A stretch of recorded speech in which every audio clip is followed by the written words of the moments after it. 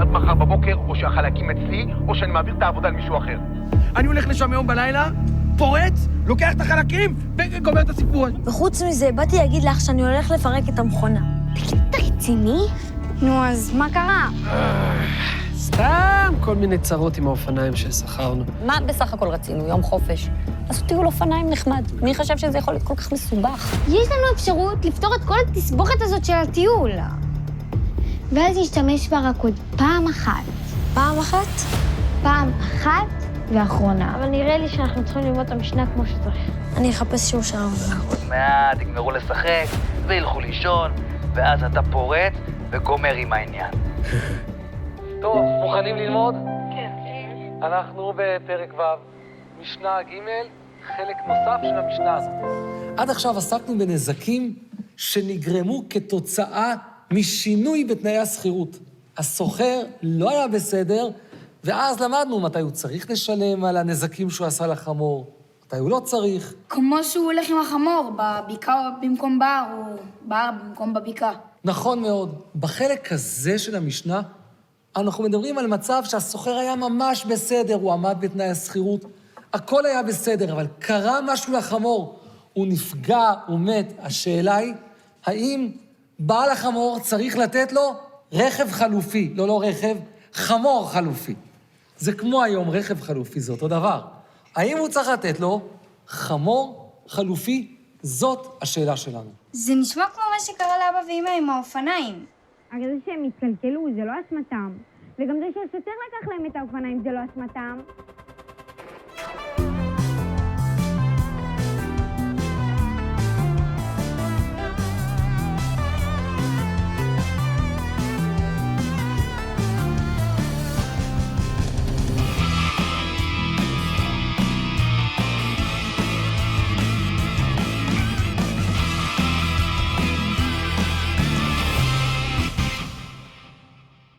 מה המקרה הראשון במשנה? הסוחרת החמור והבריקה. מה זה הבריקה? הבריקה, הכוונה שהחמור נעשה עיוור. מה המקרה השני? או שנעשית הנגריה. מה זה אומר? הפירוש הוא שבזמן המשנה היו שלטונות שלא התנהגו בצורה הכי יפה. היו רואים אותך הולך עם חמור, לוקחים, רוצים שיהיה שלהם. אחרי כמה זמן הם מגיעים, רואים חמור אחר, מחזירים לך את החמור, לוקחים חמור אחר.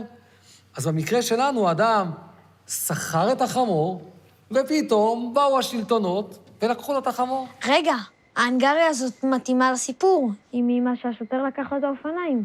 מה קורה? בסדר, לא יודע, נראה שהם לומדים תורה משהו. כל היום לומדים תורה, הצדיקים האלו. דווקא די מעניין, אבל נשמע מבאס לאללה ההנגריה הזה. תחשוב שפתאום בא השוטר, לוקח את החמור. איזה חמור? קראת לי חמור? לא, לא חשוב. אני אעדכן אותך שיהיו התפתחויות. מה הדין של שני המקרים האלה? אומר לו, הרי שלך לפניך. הכוונה היא שהמשכיר לא חייב לספק לו חמור אחר. הוא אומר לו, הרי שלך לפניך, או במילים אחרות, מזלך גרם, או במילים אחרות, זבשך. זו בעיה שלך, אני לא צריך לתת לך חמור אחר. מה זאת אומרת? הסוחר לא אשם שהחמור התעוור או שהשלטון לקח ממנו את החמור. נכון, אבל גם המשכיר לא אשם. יש לנו שני סוגים של תקלות, שני סוגים שבהם פתאום החמור לא תקין. מקרה אחד, שיש איזו תקינות בחמור עצמו שנפגעה. אז המשכיר צריך לתת חמור חלופי. יש מקרה אחר שהתקלה היא לא באחריות המשכיר, איזו תקלה אחרת, שאז המשכיר לא צריך לתת חמור אחר. למה? הרי החמור לא תקין. השאלה היא טובה, ואנחנו צריכים להסביר את שני המקרים שבמשנה. מקרה אחד, התעוור. המקרה של התעוור, מדובר על חמור שבאמת התעוור, אבל לקחו אותו לא לאיזה מרוץ חמורים וסוסים, לקחו אותו להעביר מסע. כשמעבירים מסע, מושכים את החמור, וגם אם הוא עיוור, זה לא מפריע. אולי הוא קצת פחות טוב, אבל הוא יכול לעשות את העבודה עדיין בצורה טובה, שמים עליו דברים, הוא סוחב ומושכים ומעבירים אותו, ולכן, כיוון שהוא עדיין יכול לעשות את העבודה, זה לא מספיק כדי לדרוש חמור חלופי. אז בעצם המזכיר עמד בתנאים של ההשכרה. נכון. מטרת ההשכרה במקרה הזה הייתה להעביר מסעות, והמזכיר עמד בתנאים, כי בסך הכל החמור הזה, גם עכשיו כשהוא עיוור, יכול להעביר מסעות. תקשיב, זה נשמע לי כמו מה שקרה לאמא עם ההילוכים של האופניים. כאילו, זה שחלק מההילוכים לא עובדים זה מבאס והכל. אבל עדיין אפשר להמשיך לרכב עליהם. בנים אומרים שהאופניים שנתנו להורים שלהם התקלקלו. התקלקלו? כן, אני אמרתי לך מההתחלה לא לסמוך על הדישוני הזה. נראה לי בחור לא אמין, ואני מבין באנשים לא אמינים. מה קרה לך? מחר אני הולך אליו להתלונן. איזה מחר אני כבר על המטוס בדרך לחופשה. המקרה השני של אנגריה זו תקלה חיצונית שלא קשורה בכלל לאיכות החמור. החמור מצוין. כיוון שזו תקלה חיצונית, השלטונות לקחו את החמור, לכן בעל החמור לא צריך לתת חמור חלופי. כן. ואם אבא ואמא היו מחליטים לרכב לחוות עיזים ולא למצפה, אז הם לא היו פוגשים בשוטר. גם במקרה הזה, במקרה של אנגריה, המזכיר לא צריך לתת חמור חלופי, כי הוא אומר לסוחר, מזלך גרם, אני עמדתי בהסכם שלנו, נתתי לך חמור טוב, זה שפתאום קרתה איזו תקלה חיצונית, זה לא קשור אליי. החמור עדיין יכול להעביר מסעות, וגם אם השלטונות לקחו אותו, זה בעיה שקשורה אליך ולא קשורה אליי. מה המקרים הבאים במשנה? מתה או נשברה. ומה הדין? חייב להעמיד לו חמור. במקרים האלה, החמור מת, או שנשברה לו הרגל, ברור שאי אפשר להעביר עליו מסע בצורה כזו, ולכן בעל החמור צריך לדאוג לחמור אחר. רגע, אבל זה גם לא אשמת בעל החמור שזה קרה. אתה צודק, זה לא באשמתו, אבל בסופו של דבר המזכיר לא עמד בהסכם. הוא לא נתן חמור שאפשר להעביר איתו מסעות, החמור לא כשיר להעברת מסעות, ולכן הוא צריך לתת לו חמור חלופי. בני, אני נכנס. הילדים הלכו לישון? לא, עדיין לומדים תורה. אז איך תיכנס בדיוק? סמוך עליי, אני אטפל בילדים ואביא את החלקים. אודי, עזוב אותך, בשביל מה להסתבך? תנשום עמוק, חכה עוד קצת, בטח תכף הם ילכו לישון. אתה אומר לי, תנשום עמוק. שולח אותי למשימות לבד, כשאתה יושב לך באוטו ומתפנן, אני נותן להם גג 5 דקות. ואם לא מתחפפים, אני אדאג להעלים אותם מהשטח. אז בואו ננסה לסכם מה שלמדנו בחלק הזה של המשנה. אנחנו מדברים על מקרה שאדם שכר חמור, השתמש בו בדיוק לפי הכללים, אבל קרה משהו, קרתה בעיה, לפעמים בעל החמור צריך לתת לו חמור חלופי, ולפעמים הוא לא צריך לתת לו. יש לנו 2 סוגים של תקלות. יש לנו תקלות חיצוניות, שלא קשורות אל החמור בכלל, כמו האנגריה, השלטונות שפתאום תפסו את החמור. על תקלה כזאת בעל החמור לא צריך לתת חמור חלופי. זה לא קשור לבעל החמור, זו בעיה של בעל החמור, זה מזלך גרם, בעיה שלך. יש לנו מקרה אחר, שזה תקלה בחמור עצמו. תקלה בחמור עצמו זה מתפצל ל2 מצבים. מקרה אחד שיש תקלה בחמור, אבל עדיין אפשר להמשיך לעשות פחות או יותר מה שרצית לעשות. אתה רצית להעביר מסעות, החמור יתעבר, קצת יותר קשה, אבל עדיין אפשר להעביר מסעות. במקרה כזה לא מגיע חמור חלופי. דמיינו לכם מכונית, שמישהו שכר מכונית, ופתאום הוא אומר, תשמע, בתוך המכונית יש איזה משהו טיפה לא עובד לא טוב. הוא אומר, תשמע, זה דבר קטן, לא משהו, על זה אני לא נותן לך מכונית אחרת. יש מקרה אחר, שבו זו גם תקלה בחמור עצמו, אבל זו תקלה חמורה. זו תקלה חמורה, נשברה רגל. החמור מת, אתה נוסע באוטו ואתה אומר, ההילוכים לא עובדים, ברקס לא עובד, אי אפשר לנסוע ככה. במקרה כזה, כיוון שזו תקלה בחמור עצמו ותקלה משמעותית, הרי שהמזכיר לא עמד בהסכם ולכן הוא צריך לתת חמור חלופי. למדנו על חמורים, אבל תראו איזה יופי, אתה לוקח משהו מלפני אלפי שנים, לומד על חמורים וכמה כללים אתה יכול ללמוד מכאן על ימינו, על השכרת מכוניות או דברים אחרים, בתוך המשנה אפשר למצוא את כל הכללים וכל היסודות, גם למציאות הכי מודרנית ומתקדמת שאנחנו נמצאים בה. טוב, אז בעצם אמרנו שהתקלה עם האופניים, זה בעצם מתאים למקרה של החמור שהתעוור. כי זה תקלה מעצבנת וזה, אבל עדיין אפשר להמשיך לרכב על האופניים. וגם זה שהשוטר לקח להם את האופניים, זה כמו ההנגריה. אז יוצא שבחברת השכרה צדקו. הם לא צריכים להחזיר לאבא ואמא את הכסף, או לתת להם אופניים אחרים, כי הם עמדו בהסכם של ההשכרה. עוד לא הלכו לישון? איזה הלכו לישון. שיא הערנות האלה. שומע מה הם אומרים, מני? אומרים שהחברת השכרה לא חייבים לנו כסף על האופניים שהתקלקלו. מה זאת אומרת לא צריך להחזיר כסף? האופניים דפוקות. טוב. מה אכפת לי מהאופניים האלה עכשיו? תשמע, אני נכנס פנימה, ואני הולך לטפל בילדים האלה. הגיע הזמן שיעלמו מהשטח. חכה רגע, מורדי. תעשה לי טובה, תירגע. המשנה הותאמה בהצלחה. התרון, 5 שניות לשידור.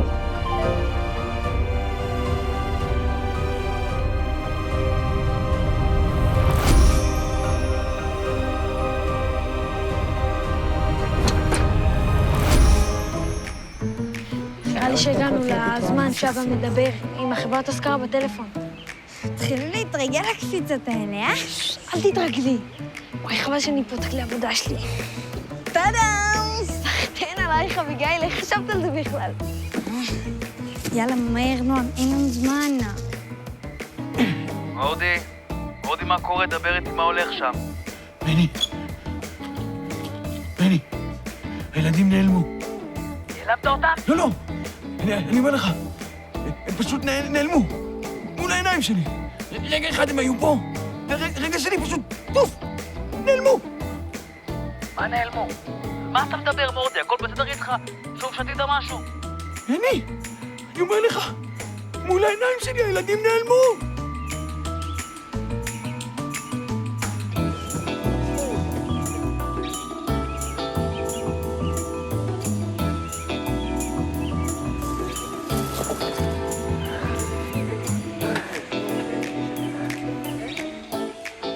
העניין טופל. באמת? כן. סחטיין עליך, נועם. נשאר רק הסיפור הזה עם השוטר. טוב, בוא נלך לחפש את השלט. יאללה, בוא מהר. נותרו 2 דקות לפתרון הסכסוך. בני, אני אומר לך, זה כמו איזה כישוף. הם פשוט נעלמו. מורדי, ילדים לא נעלמים סתם. אולי יש איזה טריק, אולי הם מתחבאים שם איפשהו. בני, אני אומר לך, אני ראיתי בעיניים שלי. רגע אחד הם היו פה, ורגע שני פשוט, פוף, נעלמו! מה פוף? עוד פעם פוף. מספיק עם הפוף. מספיק עם השטויות, הם בטח מתחבאים איפשהו בחדר, תחפש אותם.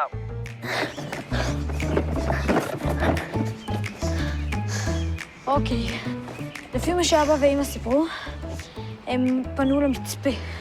כן, אז מה אפשר לעשות? אולי נלך לשוטר? אין לנו זמן. גם מה בדיוק נגיד לו? לא יודע. אולי פשוט נחכה להם כאן, ונגיד להם שכדאי להם לפנות לחוות עיזים. ממש לא, אנחנו לא אמורים להיות פה. נותרה דקה לפתרון הסכסוך. אז אין ברירה. מה את עושה? זה יכול להיות אנשים, אביגיל. אין לנו זמן, אנחנו אחרי זה נחזיר את זה. נועם, הם כאן! בוא מהר!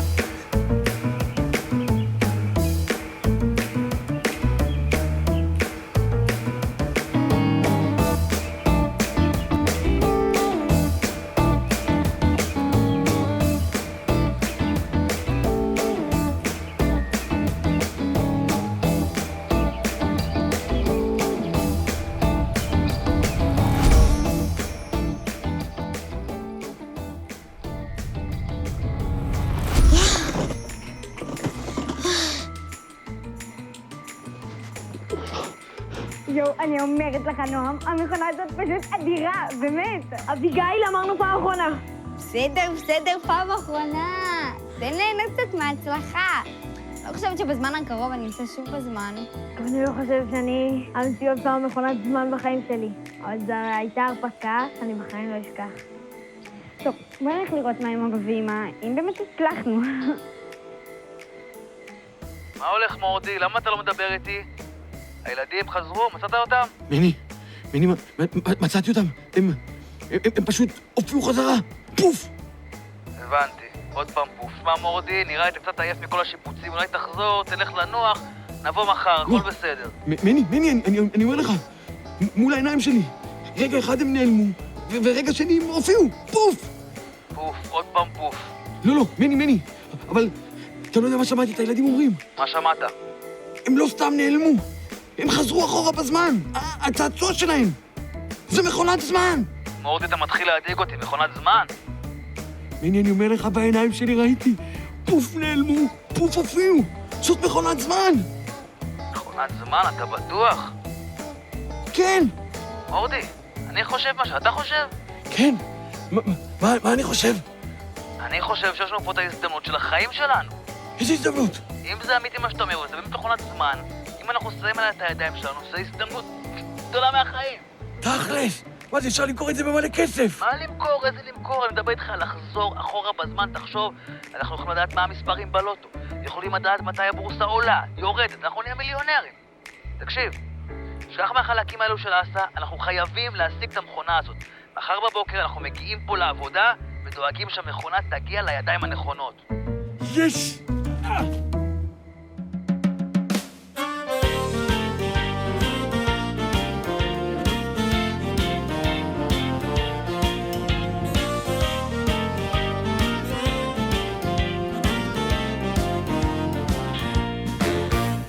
אמרו לי נשמה, רוץ ללמוד משנה. שאלתי איך לרוץ, איך בכלל ללכת.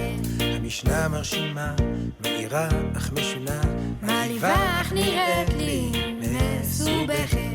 אמרו לי קח סרטון ובוא שיטה בדרך, והמשנה פתאום פשוטה ונהדרת. רוץ על זה איתנו בשמחה, עם החברים והמשפחה. נדלקתי ונדבקתי, פתאום אני חרוץ, אני יוצא כרגע לרוץ. לאן אתה רץ? לאן אתם רצים? אנחנו רצים למשנה. לאן אתה רץ? לאן אתם רצים? אנחנו רצים למשנה. קום דף